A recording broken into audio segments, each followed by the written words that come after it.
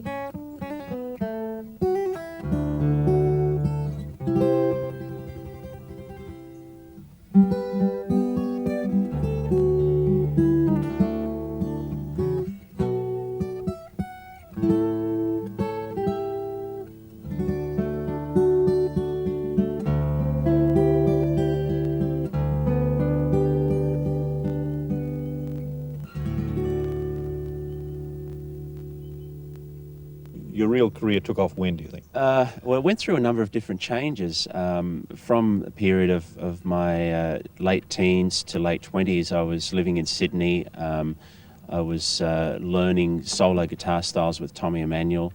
I was playing in a band called Hat Trick, which is a very eclectic group in Sydney, and we were playing everything from sort of Irish, Celtic, folk music to classical music.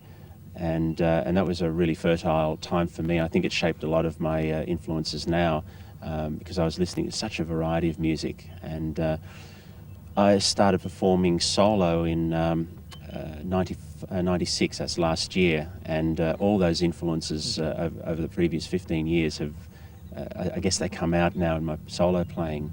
You were fortunate enough to tour with Graham Connors. Yeah, between 91 and 95. And that gave you the taste of the Australian country sound. Yeah, absolutely. Well, I'd actually been playing throughout the 80s. I was doing a lot of session work, and I played on a lot of country albums, and that's actually how I made contact with Graham. He'd heard some of my playing on tracks that had been covered by other artists, and so he asked me if I'd be interested in going on the road with him, and I was, and that went on for 5 years. Tell me, Michael, do you play banjo?